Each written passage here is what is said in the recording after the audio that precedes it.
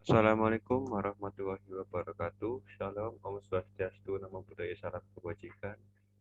Terima kasih kepada Bapak Andriana yang sudah memberikan kesempatan kepada kita untuk mempresentasikan apa yang telah kita kerjakan.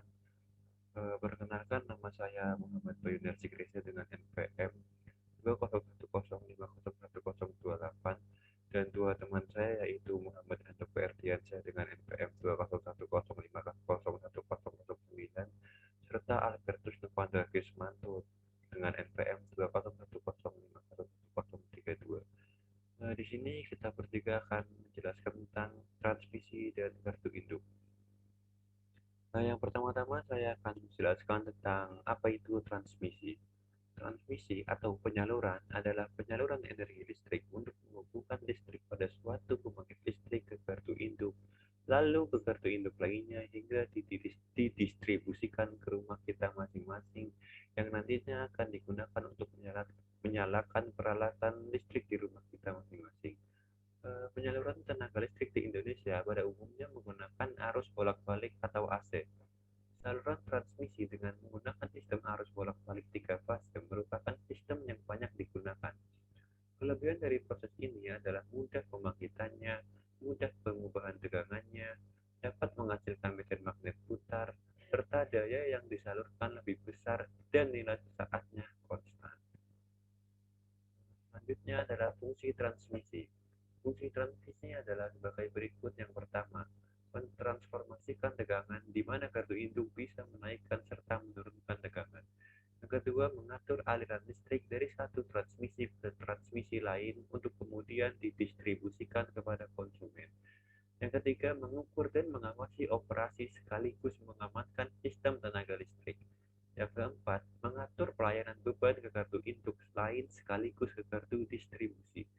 Yang kelima, menjadi media untuk menurunkan dan mengubah tegangan transmisi menjadi tegangan distribusi. Dan yang terakhir, bisa untuk menjadi media telekomunikasi. Selanjutnya adalah cara kerja dari kartu induk. Secara sederhana, gardu induk bekerja dimulai dari proses pembangkitan, lalu tenaga listrik dinaikkan, selanjutnya proses transmisi, lalu tegangan listrik diturunkan hingga ke proses distribusi. Proses tenaga listrik dinaikkan dan diturunkan di atas memerlukan gardu induk. Nah, sedangkan untuk proses penurunan tegangan dari distribusi ke konsumen memerlukan gardu distribusi. Untuk yang saya sampaikan cukup segitu, selanjutnya akan dilanjutkan oleh teman saya. Baik, selanjutnya saya akan melanjutkan pemaparan presentasi. Berikut adalah ada tegangan yang ditransmisikan. Yang pertama ada tegangan ekstra ke tegangan tinggi, yakni dari tegangan 500 kV ke 150 kV.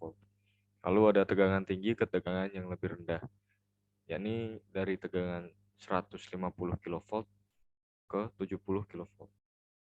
Lalu ada tegangan tinggi ke tegangan menengah, yaitu 150 kV ke 20 kV atau 70 kV ke 20 kV.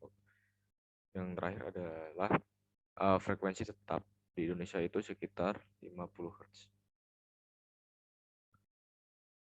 Adapun komponen utama gardu induk, yang pertama ada transformator daya, yang kedua ada pemisah, yang ketiga ada pemutus tenaga, yang keempat ada transformator tegangan, yang kelima ada transformator arus, yang keenam ada arrester, yang ketujuh ada panel kontrol, yang kedelapan ada baterai, dan yang kesembilan ada busbar.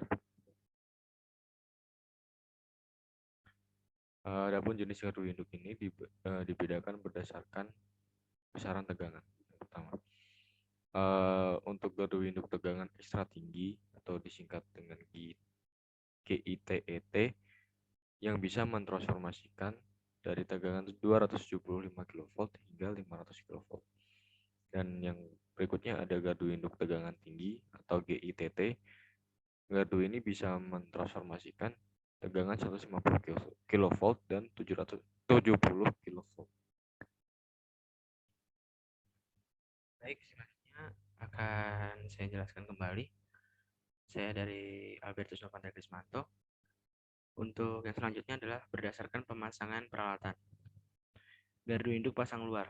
Jenis ini disebut juga dengan gardu induk konvensional, di mana seluruh komponen diletakkan di luar gedung, kecuali sistem proteksi, komponen kontrol, sistem kendali, dan komponen bantu lainnya.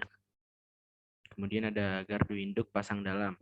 Gardu pasang dalam disebut juga gas insulated substation, di mana seluruh komponen berada di dalam gedung, kecuali transformator daya. Kemudian berikutnya ada gardu induk kombinasi. Gardu induk kombinasi yaitu gardu induk yang beberapa komponen switchgear diletakkan di dalam gedung dan di luar gedung, sedangkan transformatornya diletakkan di luar gedung. Yang ketiga, berdasarkan rel atau busbar. Rel atau busbar adalah titik pertemuan di mana trafo tenaga, SUTT, SKTT, serta peralatan listrik lainnya bisa menerima sekaligus menyalurkan tenaga listrik. Berdasarkan rel atau busbar, gardu induk dibagi menjadi 4, yaitu ada yang pertama, gardu induk dengan sistem ring busbar, gardu induk dengan single busbar, gardu induk dengan double busbar, dan yang terakhir gardu induk dengan 1,5 busbar. Kemudian lanjut ke pertimbangan pembangunan gardu induk. Kebutuhan atau demand, beban yang semakin meningkat, mendekati bahkan melebihi kemampuan gardu induk yang ada.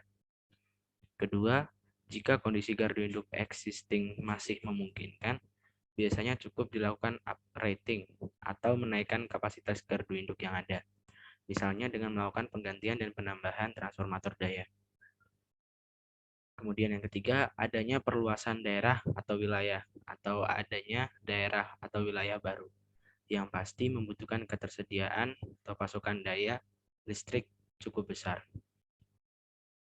Kemudian yang keempat, adanya pembangunan infrastruktur bagi kawasan industri atau industrial estate.